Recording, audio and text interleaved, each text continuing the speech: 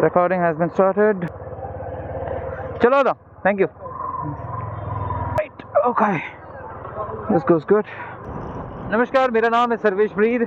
12 years into motorcycling, 8 years of touring experience with more than 2 lakh kilometers on the journey. मैं एक riding club lead करता हूँ जिसका नाम है Wheels of Lost Freedom, Wolf in short, which is munching miles from past 8 years. Motorcycles की बात करो, ये मेरी 6th मोटरसाइकिल है, which is adventure touring segment. अब शायद आप सोचते होंगे कि ये सारी चीज़ें मैं अचानक से ये आपको क्यों बता रहा हूँ. इतने 8 साल के ब्लॉगिंग के बाद मुझे ये वीडियो बनाने का कॉन्फिडेंस मिला है कि आप अगर मोटरसाइकिलिंग में शुरुआत कर रहे हो, फिर अपकमिंग कोई भी फेस्टिवल में आपकी पहली बाइक आने वाली है और आप टूरिंग से लेके वीकेंड राइडिंग से लेके कोई भी चीज़ों में अगर आप शुरुआत करने की सोचोगे, तो द फर्स्ट पॉइंट इज, आप कभी भी किसी से सजेशन लेते वक्त देयर आर मेजर चांसेस कि उनके सजेशन उनके एक्सपीरियंस के हिसाब से होंगे और आपके लिए वो 100% परफेक्ट नहीं हो सकते. I tell you why. अगर आप मुझे आके पूछोगे कि भाई मुझे R15 मुझे R15 और FZ 150, R150 एंड FZ 150 के बीच में मुझे कौन सी बाइक लेनी चाहिए, तो मेरा कहना होगा आपको FZ 150 लेनी चाहिए. रीज़न मैं बताऊँ तो I am more of a daily commute person. मैं अगर घर से निकलता हूँ तो मैं 125-150 किलोमीटर कई बार काम के सिलसिले में मेरे होते रहते हैं. आप अगर मुझे ये 125 से 150 किलोमीटर ये सारा ट्रैफिक झेलते हुए, धूप बारिश ये सारी चीज़ें झेलते हुए आप मुझे कहोगे कि R15 चलानी है, I definitely not do that. तो शायद से मेरे लिए टूरिंग या फिर comfort, rider triangle, mileage, stance, ऐसी कई सारी चीज़ें बहुत इंपॉर्टेंट होंगी. और आपके लिए अगर स्पीड या फिर एड्रेनलिन ये इंपॉर्टेंट है, तो आप मुझे जो एडवाइस पूछोगे और जिस तरीके से जो मैं सजेशन आपको दूंगा, you will not be happy with it. In the and मैंने दिया हुआ एडवाइस आपके लिए कहीं तो जाके गलत हो जाएगा. आपके 1.5 लाख रुपए खर्च तो होंगे पर आपको आपकी मनपसंदा चीज़ नहीं मिलेगी. गलत इन्वेस्टमेंट से आते हैं अब सेकेंड पॉइंट के ऊपर, ईगो परचेज. पर ये रहा एक्सप्लेनेशन. मेरे कई सारे दोस्त हैं जिन्होंने अपनी बाइक्स को परचेज करने के पीछे काफ़ी हद तक ईगो रखा है. आपके राइडिंग पैटर्न, आपके एक्सपीरियंस, आपके बजट और आपके नीड के हिसाब से शायद से आपके लिए V-Storm 250 जैसी मोटरसाइकिल इज सफिशिएंट. अब बात तब बिगड़ती है जब आप ऐसे लोगों में रहते हो जहाँ पे V-Storm 250 एक लो वेरिएंट मोटरसाइकिल मानी जाती है. ये लोग कहेंगे कि आपको 600 सीसी, 650 सीसी, 800 सीसी ऐसी कोई बड़ी बाइक ले लेनी चाहिए, उससे आप एक बड़े राइडर बन जाते हो, उससे आपका स्टेटस 4 लोगों में बहुत बड़ा नज़र आता है. That is when you are a big rider.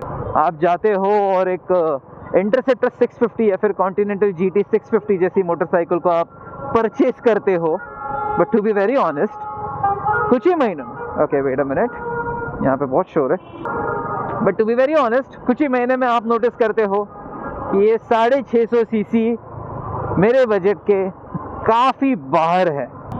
इसका माइलेज मेरे लिए बहुत मुश्किल हो रहा है, इसका वज़न मेरे लिए बहुत मुश्किल हो रहा है, इसकी हीट मेरे लिए बहुत मुश्किल हो रही है, इसका मेंटेनेंस मेरे इनकम से ज़्यादा है और इसकी हर एक चीज़ मेरे लिविंग से ज़्यादा है. 6 months down the line you walk up to the same set of people. से ऐसे लोगों के पास जाकर ये बात शेयर कर दो तो ये लोग आपका मजाक बनाएंगे पूरी राइडिंग कम्युनिटी में. ये बात तो अलग हो गई कि आपको परचेस कुछ और करना था और किसी और के इन्फ्लुएंस की वजह से आपने गलत चीज़ परचेस कर ली which is more costly than what you can buy. पर एक दूसरी साइड बताता हूँ, ये अभी के जनरेशन का यंग ब्लड जो हम 2016-15 में जिस तरीके से हमारी सोच थी, अभी जो 21-22 साल के बाइकर्स हैं उन्हें लग रहा है कि जितना ज़्यादा सीसी उतना ज़्यादा रिस्पेक्ट, ओके, उतना ज़्यादा फेम. आप कोई भी चीज़ सोशल मीडिया, अटेंशन या फिर किसी गलत इंसान का गलत रिस्पेक्ट पाने के लिए कर रहे हो, stop that shit right now. It is going nowhere. मैंने काफ़ी सारे लोगों को ऑब्जर्व किया है. आप बाइकिंग कम्युनिटी में एंटर करना चाहते हो, अब आप जाके लोगों को पूछना चालू करते हैं, जो कोई बाइकर्स होते हैं आपके आजू बाजू, आप लोगों को पूछना चालू करते हैं मैं कौन सी बाइक ले लूँ. जैसे मानो मैंने जाके किसी को बता दिया कि आप प्लैटिना ले लो, आप बजाज की 110 सीसी की प्लैटिना ले लो अब वो सामने वाला इंसान ये सोचने लगता है कि ये मुझे प्लैटिना लेने के लिए कह रहा है, इसका मतलब है ये मुझे कम समझता है, ये मुझे कम स्किल्ड समझता है, जिसके वजह से इसने मुझे प्लैटिना सजेस्ट की। अब इनको हमने प्लैटिना सजेस्ट करने का रीज़न ये है कि आपने अभी रिसेंटली मोटरसाइकिलिंग की शुरुआत की है, आपको 40 या 50 के स्पीड के ऊपर मोटरसाइकिल चलाने का कॉन्फिडेंस नहीं है। अगर आप प्लैटिना जैसी कोई मोटरसाइकिल से आपका मोटरसाइकिलिंग करियर शुरुआत करना चाहते हो, काफ़ी आसानी होगी। आप बाइक को उसके पोटेंशियल से ज़्यादा इस्तेमाल करने की कोशिश करोगे और 3 साल या 4 साल के बाद जब आपको फील हो कि मुझे अब अपग्रेड कर लेना चाहिए, मेरा एक्सपीरियंस इस मोटरसाइकिल के सीसी और इसके कैपेसिटी से आगे बढ़ चुका है, that is when you can go for a 200 और 250 सेगमेंट मोटरसाइकिल।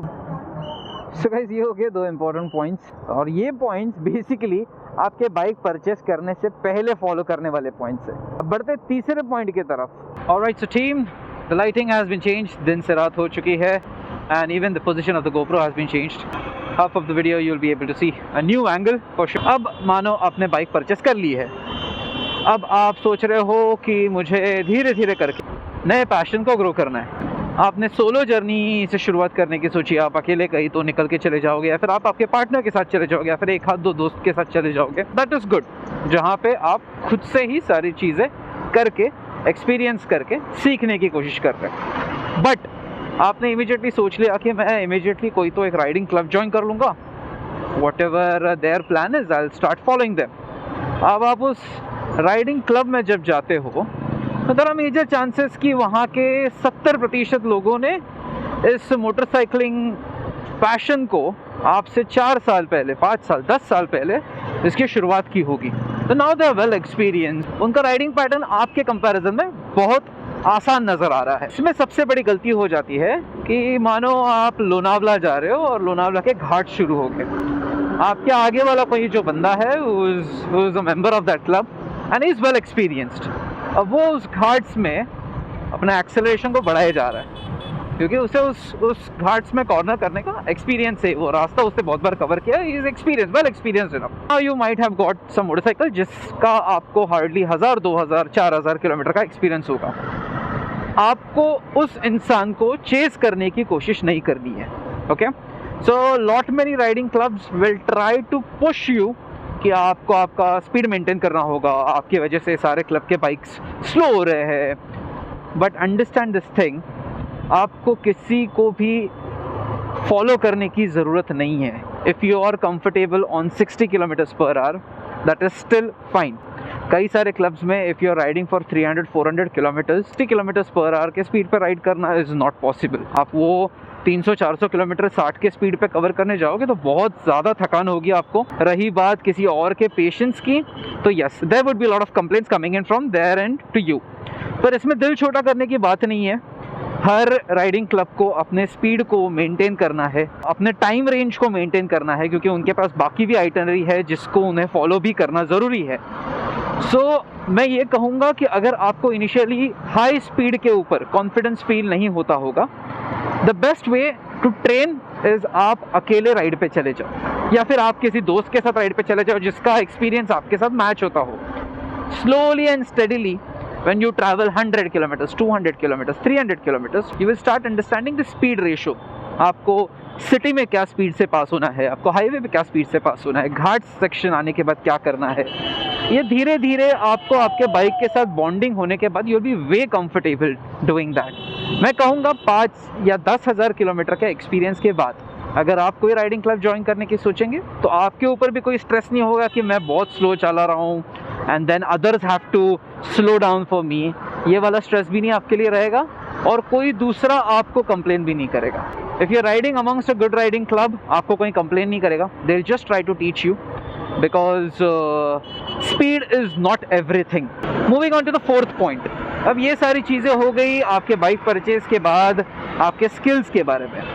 आजकल एक बहुत बड़ा ट्रेंड चल रहा है कि मेरे बाइक के ऊपर किया हुआ 20,000 का मॉडिफिकेशन, 40,000 का मॉडिफिकेशन, हिमालयन पे हुआ 1 लाख का modification. Now these guys, lot many of these riding community members, I have noticed कि ये लोग राइड से ज़्यादा अपने बाइक के ऊपर मॉडिफिकेशंस पे खर्चा कर रहे हैं। अब इसके पीछे का रीज़न भी बताता हूँ। उनका कंटेंट ही ये है, उनका किसी फ्रेंड का या फिर उनका खुद का राइडिंग स्टोर होता है जिसको प्रमोट करने के लिए ये सारी चीज़ें, ये सारे वीडियोस बनाने पड़ते हैं। To be very honest, I own motorcycle accessory startup that is Wolf and company, और मैं भी काफ़ी सारे मेरे प्रोडक्ट्स को प्रमोट करने के लिए अपने बाइक के ऊपर फिट करके उसके वीडियोस बनाते रहता हूँ। एंड ये सारा कंटेंट देख के you genuinely do not have to keep on updating these products on your motorcycle. आप कह रहे हो कि आपके राइडिंग कम्युनिटी वाले दोस्त लोग में हर किसी के बाइक के ऊपर सैडल स्टे है, हर किसी के बाइक के ऊपर गार्ड्स है, लाइट्स है, या फिर किसी ने बड़ा सा वाइज़र लगा रखा है। अब ये सारी चीज़ें उनके कंफर्ट के हिसाब से है, आपके लिए इनकी ज़रूरत है या नहीं, यह आप एक्सपीरियंस के बाद ही आपको समझ में आएगा। मॉडिफिकेशन हमेशा ज़रूरी नहीं होते। आपके किसी दोस्त के बाइक पे 4 ऑक्स लैंप्स रहेंगे, कि विजन के लिए वो 4 लाइट्स की ज़रूरत होती होगी, वो आपको अंधेरे में भी एकदम नॉर्मल नज़र आ रहा है, तो you genuinely don't need that 4 auxiliary lamps on your motorcycle. Hardly आपने एक छोटा सा, जैसे मैंने मॉडिफिकेशन कर रखा है, छोटा सा 12 LED सेटअप लगा हुआ है which gives me a good amount of light. I show you this. अब ये जो लाइट आप नज़र देख रहे हो, ये लिटरली एक 450 रुपीज़ का 12 LED का पेयर है जो मैंने आगे फोर्क के ऊपर लगाया हुआ है। बहुत ही हल्का, बहुत ही सस्ता, बहुत ही चीप लाइट है ये, to be very honest, but I am proud to say this, क्योंकि ये मेरे ज़रूरत के हिसाब से है। मैंने काफ़ी हद तक नोटिस किया कि एम्बुलेंस का जो सायरन है उसके पैटर्न को चेंज कर देना चाहिए, क्योंकि ये वाला सायरन लोगों के लिए मोबाइल के अलार्म जैसा है, सुन के भी लोग रिएक्ट नहीं करते इस बात को। वैसे मेरा 5वां पॉइंट है, आपको आपके पोटेंशियल के हिसाब से बाइक परचेज करनी चाहिए। शायद से आपका बचपन से फेवरेट ब्रांड होगा रॉयल एनफील्ड। मेरा पहला बाइक हिमालयन 450 ही होना चाहिए। Himalayan 450 is a 40 HP motorcycle. I might be wrong, to be very honest, a 450 segment and like a 40 HP machine is extremely powerful. आप शायद तो स्कूटर चला रहे हैं, scooter is somewhere around 8 to 10 HP। आप 8-10 HP से सीधा jump करोगे 40 HP के ऊपर, there are major chances buddy that you might end up having a very bad crash। किसी को डराने की कोशिश नहीं कर रहा हूँ या फिर किसी को डीमोटिवेट करने की भी कोशिश नहीं कर रहा हूँ। माना आपको ये बाइक पसंद है, आपको ये बाइक से प्यार है, but I would still recommend, अगर आपका पोटेंशियल उस बाइक को पूरी तरीके से इस्तेमाल करने का नहीं है, you should not go for any of such motorcycles. अगर मैं V-Storm की भी बात करूँ तो ये बाइक अभी 6ठे गियर पे है। अगर मैं 6000 RPM पे लेके जाऊँ तो ये बाइक जाएगी 84 के स्पीड पे। मतलब इस बाइक के 250 सीसी के इंजन को आधा इस्तेमाल करने के बाद भी ये 84 to 90 का स्पीड हमें देता है। आपके पोटेंशियल को एक्सेप्ट करने में कुछ भी बुरा नहीं है। टू बी वेरी ऑनेस्ट, आज भी मेरे इतने साल के एक्सपीरियंस के बाद भी मुझे काफ़ी सारी चीज़ों से डर है, and I am openly saying it to you guys. डर है तो अच्छी बात है। ये सारे 5 पॉइंटर्स को जानने के बाद my only thing to share is motorcycling is a very very beautiful passion, but ये मूवीज़ में जिस तरीके से बैकग्राउंड म्यूज़िक के साथ प्यारा नज़र आता है उतना सेफ नहीं है। सो बी हम्बल विद सेफ्टी।